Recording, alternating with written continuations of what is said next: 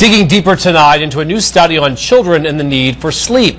The study provides a strong link between bedtime routines, ADHD, and potentially aggressive behavior by children. The study was conducted by the New England Center for Pediatric Psychology and will be published next month in the American Journal of Family Therapy. Joining us now is Stephanie Donaldson-Pressman, who helped with the study, and she joins us now live to talk more about this. Good evening. Good Welcome. evening. Thanks for being with us. Does this have anything to do with the overscheduling we hear about that's happening with kids nowadays?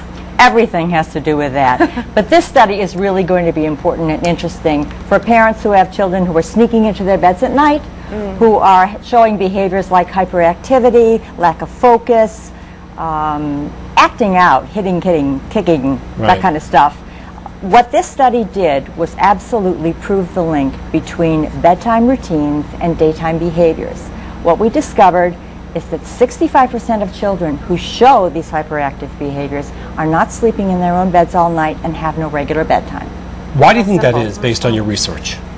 Well, what we found at the center is over many years that when people would come in, they would never come in because their child wasn't sleeping in their own bed.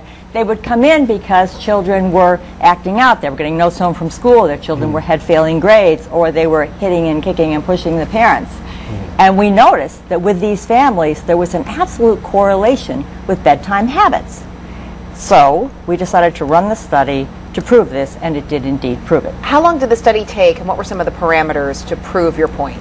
It took several months. It involved over 700 families, and they were asked to rate their children on a scale. And we talked about various bedtime behaviors, preparation for bed, whether children slept with lights on or lights off, whether the bedroom door was open or closed, and then a whole range of daytime behaviors. The study itself was fascinating. Stephanie, talk to us about the ADHD link and how that played into your study. What we have discovered is that children with hyperactive behaviors really don't go to bed on time and do not have a regular bedtime. These are the children who most need consistency in their lives, and bedtime is a very important part of it. Now, what we have discovered is that 30% of children are being recommended to take medication for ADHD, but in reality, only 3 to 7% of children actually have the disorder. Now, that's a very scary statistic, particularly if you're a parent. So what that means is, before you even consider medication, you need to take a good look at your bedtime routine. And I suppose that some parents would argue when the child sticks to a routine, everything flows well in the house and with that child no matter what.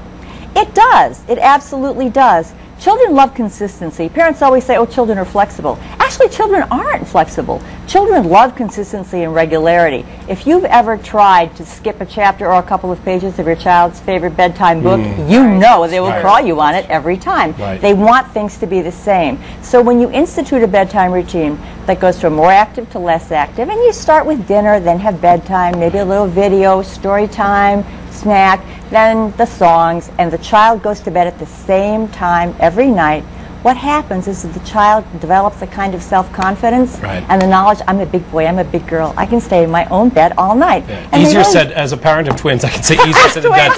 We have to wrap up, we're out of time. But you have two books here that people want to get. How do you find the books? GoodParentGoodChild.com is our website. It's got a ton of resources. It has a link to the books. The book for parents is called Good Nights Now, and the book for children is called Matilda and Maxwell Goodnight. It's an illustrated storybook. Excellent research, interesting topic. Thanks for your time. Thanks for coming tonight. We certainly appreciate it.